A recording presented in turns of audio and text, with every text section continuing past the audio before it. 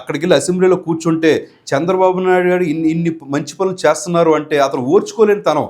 అంతేకాకుండా ఇంతకుముందు మనం చూసాం ఈ చంద్రబాబు నాయుడు గారిని ఏ విధంగా అవమానించారు అసెంబ్లీలో. అంతేకాకుండా ఎంతోమంది వాళ్ళని అచ్చెన్నాయుడు గారిని కావచ్చు, బాలకృష్ణ గారిని కావచ్చు, చంద్రబాబు నాయుడు గారిని కావచ్చు, ఇలాగ ప్రతి ఒక్క వాళ్ళని కూడా ఎంత ఇదిగా అవమానకరంగా మాట్లాడారు. ఇప్పుడు కూడా వాళ్ళందరూ కూడా, ఎందుకంటే సంఖ్యాబలం అనేది కూటమికి ఎక్కువ ఉంది, 164 సీట్లో కూర్చొని వీళ్ళు కేవలం 11 మందిని ఏ విధంగా అంటారు అని చెప్పేసి వాళ్ళని ఫేస్ చేయలేక ఒక భయభ్రాంతులే ఈ రోజున ఇంట్లోకి వచ్చిన పరిస్థితి చూస్తున్నాం. మీరు అందరూ గుర్తుపెట్టుకోవాలా, ఈ రోజున చంద్రబాబు నాయుడు గారు 151 మంది ఉన్నా సరే కేవలం 23 మందిని పెట్టుకున్న ఆయన ఒక సింహంలాగా అసెంబ్లీలో గర్జించి మాట్లాడాడంటే అదే ఆయన గొప్పతనం, అది పులి అంటే. అంతేకాకుండా వీళ్ళందరం కూడా సస్పెండ్ చేసిన 150 మంది అటువైపు ఉంటే కేవలం ఒకే ఒక్కడు ఉన్నాడు చంద్రబాబు నాయుడు గారు. వీళ్ళందరినీ కూడా నేను మీ ఎవరికి కూడా భయపడను, మీరు దమ్ముంటే ఎవరైనా సరే మాట్లాడండి, నేను దానికి సమాధానం చెప్పగల ధైర్యం నాకు ఉంది, అంత బలం నాకు ఉందని చెప్పినప్పుడు కూడా వాళ్ళందరూ నోరు మూసుకునే పరిస్థితి, అది పులి అంటే. అంతేకాకుండా అలాంటి చంద్రబాబు నాయుడు గారు చూసుకుని భయపడి ఈ రోజున వైఎస్ఆర్సీపీ ఎమ్మెల్యేలు ఎవరు కూడా అసెంబ్లీకి రాని పరిస్థితి. మీరు రాకపోతే, మీరు ప్రజల యొక్క గోడు వినిపించబోతే మీరు ఎందుకు రాజీనామా చేయండి? మళ్ళీ ఎలక్షన్స్ వస్తాయి, ఈ ఎలక్షన్స్ 11 సీట్లు కూడా మీరు గెలిచారనుకో, అప్పుడు మీ గొప్పతనం నెరవేరుతుంది కదా. ఈ రోజున పులివెందుల నియోజకవర్గంలో కూడా మన రీసెంట్గా చూస్తే ఎమ్మెల్సీ స్థానం వచ్చేప్పటికే తెలుగుదేశానికి కైవసం చేసుకుంది.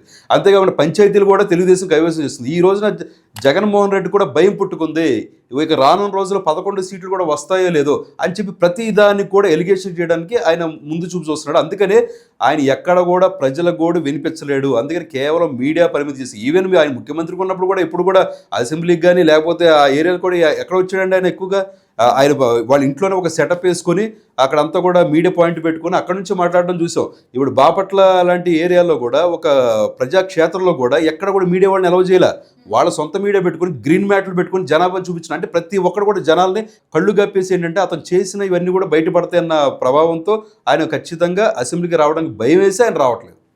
అయితే ఆంధ్రప్రదేశ్లో నెక్స్ట్ అరెస్ట్ అయ్యేది ఎవరంటారు? నెక్స్ట్ అరెస్ట్ అయితే మనం ఏం చెప్తుండే, ఎవరు క్రైమ్ చేస్తే వాళ్ళు అరెస్ట్ అవుతారు, అది ఎవరు ఏ పార్టీ వాళ్ళైనా అవ్వచ్చు. ప్రకారంగా మా ప్రకారం ఏమైనా లైన్ రాసుకుని అరెస్ట్ చేస్తున్నావా? వాళ్ళు ఇప్పుడు అంబటరామ పొద్దు నుంచి ప్రతిరోజు నన్ను అరెస్ట్ చేయండి 100 సార్లు మాట్లాడి అరెస్ట్ చేయబోయేసరికి బూతులు తిట్టి మరి అరెస్ట్ అయ్యాడు.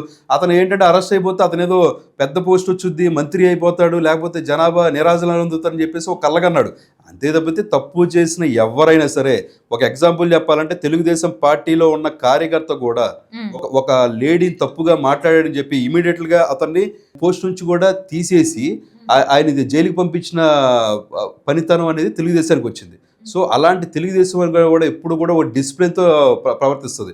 చంద్రబాబు నాయుడు గారు ఎప్పుడు కూడా క్రమశిక్షణబద్ధమైన ముఖ్యమంత్రి, అందుకే ఈ రోజు కూడా మనం ఆయన్ని క్రెడిటబుల్ లీడర్ అంటాం. అలాంటి వ్యక్తిని కూడా బురద చల్లని ఉద్దేశంతో జగన్మోహన్ రెడ్డి ఏం చేసిండు, సో లాస్ట్ టైము 52 రోజుల పాటు జైల్లో ఉంచిన పరిస్థితి చూస్తున్నాం. ఎందుకంటే అతను ఎలాగో చంద్రబాబు నాయుడు గారిని ఏ విధంగా లీగల్గా ఏం చేయలేడు, అందుకని ఇల్లీగల్గా అతను పంపించి ఈ విధంగా చేశాడు. ఆ టైంలో కూడా అతను భయం వేసే ఇక్కడ ఇండియాలో లేకుండా వేరే కంట్రీకి వెళ్ళి ఉన్న పరిస్థితి చూస్తున్నాం. సో ఖచ్చితంగా కూటమి ఎప్పుడు కూడా నిజాయితీతో ఉంటుంది, ఆ నిజాయితీ పరంగానే ముందుకు వెళ్తారు. సో ప్రతిపక్ష హోదా ఇవ్వకపోవడానికి కారణం ఏంటంటారు? ప్రతిపక్ష హోదా కూడా మీరు ఇప్పుడు ఇవన్నీ మనం మాట్లాడుకునేవండి. సో ఎందుకంటే లాస్ట్ టైం కూడా 23 సీట్లు ఉన్నాయంటే నేను ఇంకొక 5 కనుక లాక్కున్నారంటే నీకు ప్రతిపక్ష హోదా కూడా ఉండదు, నువ్వు కూడా మాట్లాడలేవన్న పరిస్థితి. ప్రజలే ఇతను ముఖ్యమంత్రి కాదు కదా, ప్రతిపక్ష హోదా కూడా పనికి రాకూడదు అన్న ఉద్దేశంతో 11 సీట్లు ఇప్పించారు. నీ ప్రతిపక్ష హోదా ఎందుకు? ఇంతకుముందు మీరు ఎగ్జాంపుల్ చూసుకోవచ్చు, 1982లో కూడా పార్లమెంట్లో కేవలం బీజేపీ 2 సీట్లు మాత్రమే సాధించింది. ఆ రోజున ప్రతిపక్ష హోదా కోసం వాళ్ళు ప్రయత్నించారా? అంతేకాకుండా తెలంగాణలో కూడా 2014లో కేవలం 2 సీట్లు మాత్రం వచ్చింది బీజేపీకి. వాళ్ళు వచ్చారు కదా, వాళ్ళు వచ్చి వాళ్ళ గళాన్ని విప్పారు కదా. ఆ విధంగా నీకు ధైర్యం ఉంటే నువ్వు ఒక్కడే నుంచో, అప్పుడు పులి అనుకుంటాం, అప్పుడు పులివెందుల పులి మా జగన్మోహన్ రెడ్డి గారు అని చెప్పి అప్పుడు ప్రతి ఒక్కరు కూడా నిరాశన పడతారు.